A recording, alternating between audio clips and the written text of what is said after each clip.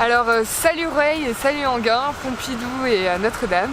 Alors comme vous pouvez le voir ici, l'hiver arrive, on a sorti les gants, l'écharpe, le bonnet.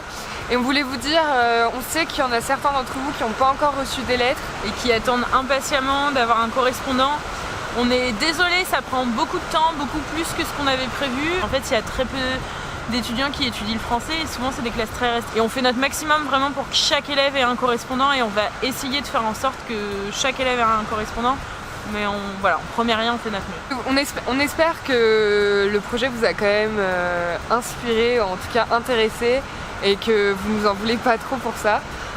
Du coup on s'est dit on allait vous faire une petite vidéo un peu récapitulative de tout ce qu'on a vécu ici, quel bilan on fait après 3 mois de voyage. T'as une sensation de liberté qui est vraiment énorme quoi. C'est un peu tu peux aller n'importe où mais au final le lendemain tu y es plus. Tu peux pas entasser les choses, tu peux ni entasser les choses genre dans tes relations, dans tes émotions, parce que t'es trop face, et tu peux pas entasser des affaires non plus en fait. Donc t'es toujours obligé de... s'il y a un problème de le résoudre, s'il y a un truc qui traîne de le ranger, genre t'es toujours obligé d'être dans l'action, tu peux pas fuir. C'est la première fois que je vis à l'extérieur de ma vie, parce que quand tu viens dans un van en fait tu vis à l'extérieur. Ça te fait bien prendre conscience de toutes les saisons. Surtout en fait ça donne de la place à ton esprit, tu penses beaucoup plus et tu vas beaucoup plus loin dans tes pensées parce que t'es lié à ton environnement en fait, et du coup je pense que ouais c'est bénéfique. C'est fatigant mais c'est de la bonne fatigue et ouais non c'est bon.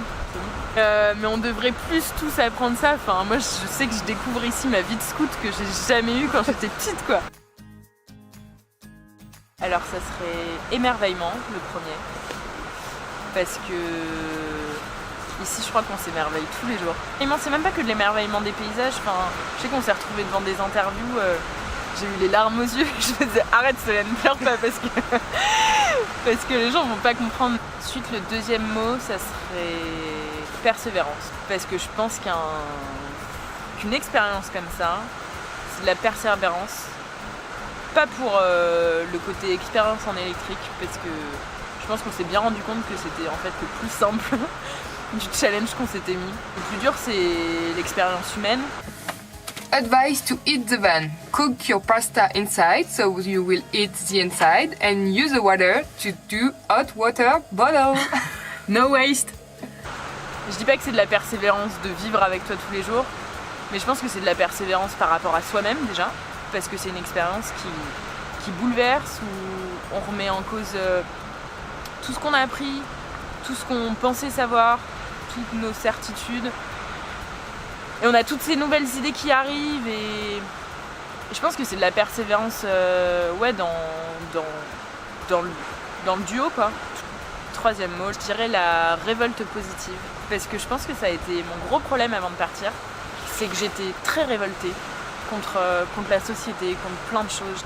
Mais sauf que je l'ai jamais transformée en action cette révolte, et j'en ai jamais tiré parti.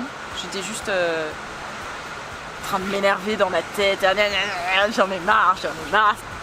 Et maintenant en fait, je l'ai toujours cette révolte, et bien que je sois de plus en plus optimiste, je suis quand même toujours aussi révoltée. Mais sauf que je pense que maintenant j'arrive à avoir les clés pour transformer cette révolte en action et faire que cette révolte elle soit positive, pas que pour moi, bon déjà avant tout pour moi parce qu'elle me fait du bien, mais aussi de la révolte positive pour les autres, que les autres ils puissent en profiter parce qu'on fasse partager ce Toutes les solutions sont là. Toutes les solutions sont là et la bonne énergie est là. Il y a toute une communauté qui est déjà en train de faire. Et il y a plein de gens qui ont envie d'y aller. Je pense qu'il y a un réel mouvement et qu'on est beaucoup plus nombreux que ce qu'on croit. Je pense qu'on est beaucoup plus nombreux que ce qu'on croit. Et je pense qu'on peut être potentiellement encore beaucoup plus nombreux que ce qu'on pense qu'on peut être. Tu vois ce que je veux dire ? Tout le monde est potentiellement quelqu'un qui peut agir pour le bien de la planète et de la communauté. Et que si tu prouves aux gens que ça va les rendre plus heureux, ils vont forcément y aller. Parce que tout le monde veut être heureux en fait. C'est juste la chose en commun que l'on cherche tous, je pense, c'est le bonheur, tu vois. On voulait juste vous dire qu'on pense très souvent à vous et qu'on a été super heureux de faire cette intervention dans les écoles, qu'en tout cas, ça nous a vraiment rempli de joie et ça a été une expérience incroyable. Je pense une expérience centrale dans notre projet. Et qu'ici, chaque élève qui reçoit une lettre à chaque fois qu'on dépose des lettres, qui voit vos petits dessins, chaque personne qui a écrit une lettre de manière très personnelle à quelqu'un, il y a des photos, il y a des images, à chaque fois ils sont super excités. Merci pour votre investissement. Merci pour votre patience. Kia ora!